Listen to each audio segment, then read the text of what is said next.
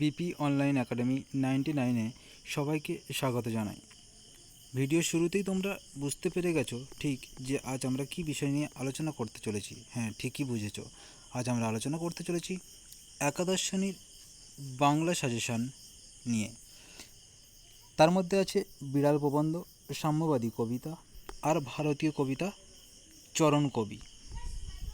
আমি বলছি, আজ এখানে যেই 40টা এমসিকিউ আছে সেগুলো যদি তোমরা ভালো করে পড়ো, তাহলে এই তিনটে বিষয়ের ওপর থেকে বা এই তিনটে অধ্যায়ের ওপর থেকে আর তোমাদের কোনো প্রশ্ন পড়া লাগবে না।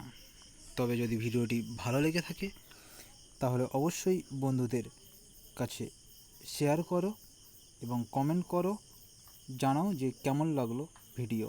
কারণ যদি তোমরা কমেন্ট না করো, শেয়ার না করো, তাহলে কিন্তু আমার ভিডিও বানানোর কোনো ইচ্ছাই থাকবে না, উৎসাহ জাগবে না। তবে যাই হোক, এর আগে একটা ভিডিওতে আমরা 30খানা এমসিকিউ দিয়েছিলাম, আর আজকে মোট 40খানা এমসিকিউ আছে এখানটাতে। তাহলে মোট কটা হলো? 70টা এমসিকিউ। এর পরের একটা পার্ট থেকে আমরা খুব জোর 20টা কি 25টা এমসিকিউ দেবো, দিলে মোটামুটি 100খানা এমসিকিউ হবে এবং তার মধ্যে দিয়ে আমি আশা করছি সব তোমরা মোটামুটি 80% এমসিকিউ কমন পেয়ে যাবে। তবে বেশি কথা না বলে ভিডিও শুরু করা যাক। দেখো, সাজেশন প্রশ্ন ধরে আলোচনার আগে এটুকু বলবো তোমাদেরকে, সবাই ভিডিওটিকে না কেটে শেষ পর্যন্ত দেখার চেষ্টা করবে। কারণ তোমরা জানো তোমাদের এই সিলেবাসে এমসিকিউ মধ্যে নতুন কোশ্চেন প্যাটার্নের মধ্যে পড়ে গেছে বিবৃতিমূলক কোশ্চেন, যে প্রশ্নগুলো তোমরা যদি না পড়ো বা ভিডিওটি যদি শেষ পর্যন্ত না দেখো সহজে বুঝতে পারবে না। তাই মন দিয়ে শেষ পর্যন্ত ভিডিওটি দেখার জন্য অনুরোধ রইল সকলকে। দেখো, ফার্স্ট কোশ্চেন কি বলছে?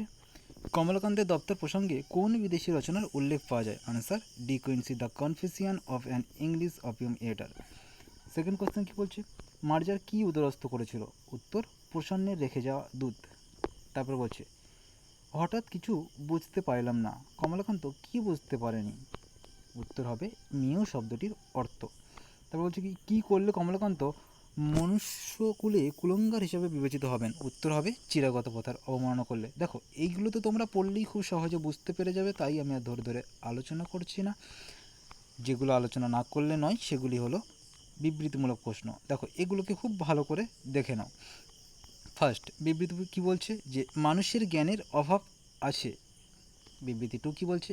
বিড়ালের কাছে শিক্ষা নেওয়া ছাড়া মানুষের কোনো গতি নেই। উত্তর বলছে 2 নম্বর বাক্যের কারণ হলো 1 নম্বর বাক্য। কারণ কি না, বিড়ালের কাছে শিক্ষা নেওয়া ছাড়া মানুষের গতি নেই, এর কারণ কি? মানুষের জ্ঞানের অভাব আছে। পরের বিবৃতি কি বলছে? চোর কোনো অধর্ম করে না, কারণ খেতে পায় না বলেই চুরি করে। উত্তর কি বলছে? 1 এবং 2 নম্বর বাক্য ঠিক। 2 নম্বর বাক্য 1 নম্বর বাক্যের সঠিক কারণ। কেন? দেখো, চোর কখন চুরি করে? চোর খেতে পায় না, আর খেতে পায় না বলেই সে চুরি করে, তাই না? সেটাই এখানে বলতে চাইছে। তারপরে কি বলছে? বিবৃতি অন, কমলাকান্ত আফিম সেবন করেছিলেন কারণ কমলাকান্ত অভুক্ত বিড়ালকে খাওয়ার ব্যবস্থা করে উপকার করেছেন। কি বলছে উত্তর? বলছে দুটো বাক্যই ঠিক, কিন্তু 1 নম্বর বাক্যের সঠিক কারণ 2 নম্বর বাক্য নয়। কারণ দেখো, এই দুটো বাক্যের মধ্যে কোনো মিল নেই। প্রথম বাক্যটা এবং দ্বিতীয় বাক্যটা দুটোই ঠিক বাক্য, কিন্তু 1 নম্বর বাক্যের সঠিক কারণ কিন্তু 2 নম্বর বাক্য নয়। তারপরে কি বলছে? দেখো, এগুলো তো সব তোমরা মোটামুটি পড়লে বুঝতেই পেরে যাবে নিজে নিজে। দেখো, তারপর 26-এর দাগে বিবৃতি কী বলছে? বলছে যাবতীয় ধর্মগ্রন্থ পাঠ অর্থহীন। বিবৃতি টু কী বলছে? মানুষের মনের মধ্যেই সমস্ত শাস্ত্র রয়েছে। উত্তর কী বলছে? প্রথম বাক্যের কারণ দ্বিতীয় বাক্য। দেখো, যাবতীয় ধর্মগ্রন্থ পাঠ অর্থহীন, তাই না? কারণ কি? মানুষের মনের মধ্যেই তো সমস্ত শাস্ত্র রয়েছে। তাই দেখো, উত্তর কী বলছে? প্রথম বাক্যের কারণ দ্বিতীয় বাক্য। তারপরে দেখো, সত্য মিথ্যা থাকে, তোমাদের 4টে বাক্য দিয়ে দেয়, সেখান থেকে বলে যে সত্য আর মিথ্যা নির্বাচন করো। ফার্স্ট কী বলছে? দেখো, দোকানে কেন এ দর কষাকষি? দ্বিতীয় বাক্য কী বলছে? তোমাতে রয়েছে সকল কেতাব সকল কালের জ্ঞান। তৃতীয় বাক্য কী বলছে? সকল শাস্ত্র শাখা খুঁজে পাবে দেখো খুলে নিজ প্রাণ। চতুর্থ বাক্য বলছে তোমার হৃদয় বিশ্ব দেউল সকলের দেবতা। উত্তর কী বলছে? 1 এবং 4 নম্বর বাক্য সত্য, 2 এবং 3 নম্বর বাক্য মিথ্যা। পরের 28-এর দাগে বিবৃতি কী বলছে? অন, মানুষের হৃদয় সমস্ত দেবতার মন্দির। বিবৃতি রু কী বলছে, এই দেবতার মন্দিরে প্রবেশ করতে গেলে ধর্মপাঠ জরুরি। উত্তর কী বলছে, প্রথম বাক্য সঠিক কিন্তু দ্বিতীয় বাক্য যথার্থ নয়। কেন কি বলছে, দেখো মানুষের হৃদয় সমস্ত দেবতার মন্দির, এটা কিন্তু সঠিক বাক্য, একদম ঠিক বাক্য এবং সত্য বাক্য।